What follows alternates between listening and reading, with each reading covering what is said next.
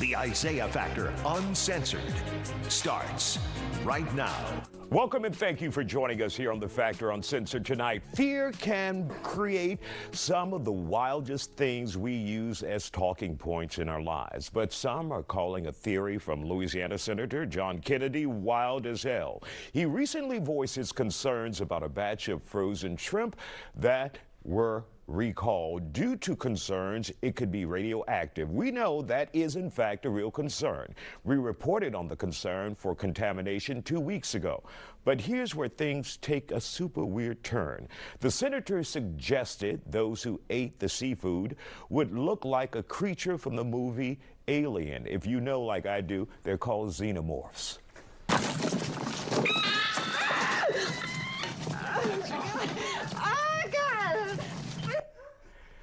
Okay. As for the recalled shrimp, the products were available in some Walmart stores back in July. Is Senator Kennedy taking things too far with this conspiracy theory? And let's not forget about the mindset of Health Director Robert F. Kennedy Jr.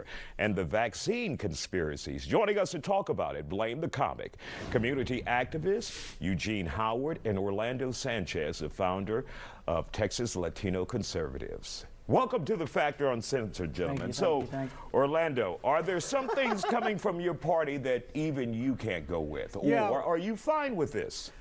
Well, I think the issue that he's talking about, as you mentioned, is a serious issue and health complication.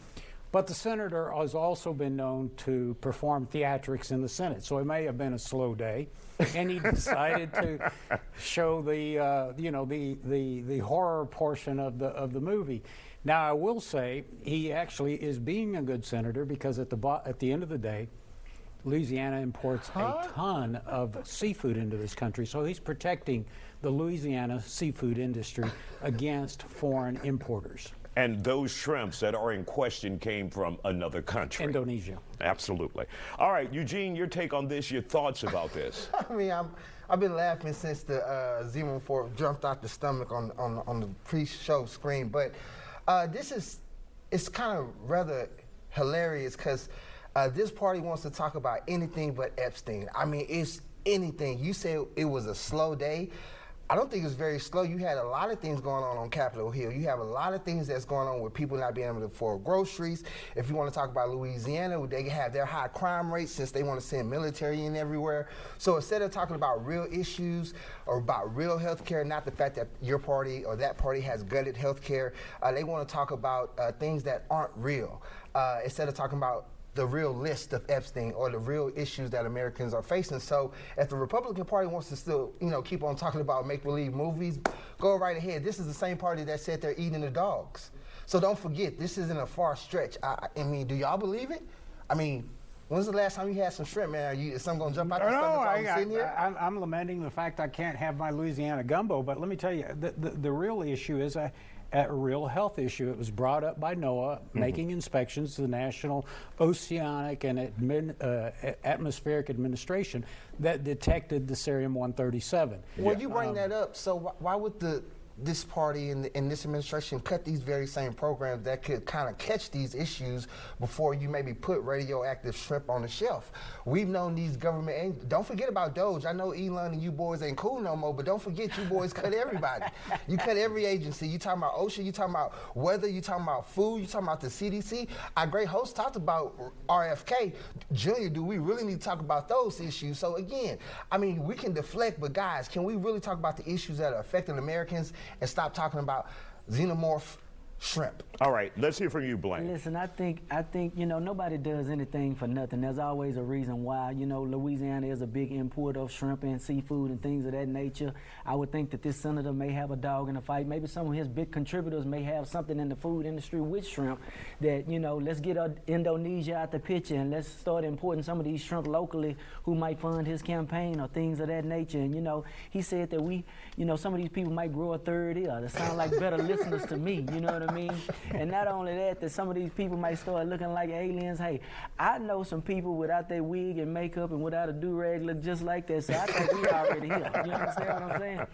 So, Orlando, is there any concern, though, some of the things you hear coming from the Republican Party, or at least individuals like RFK Jr., that may leave you concerned. And now the state of Florida is getting rid of vaccines, or at least they're considering.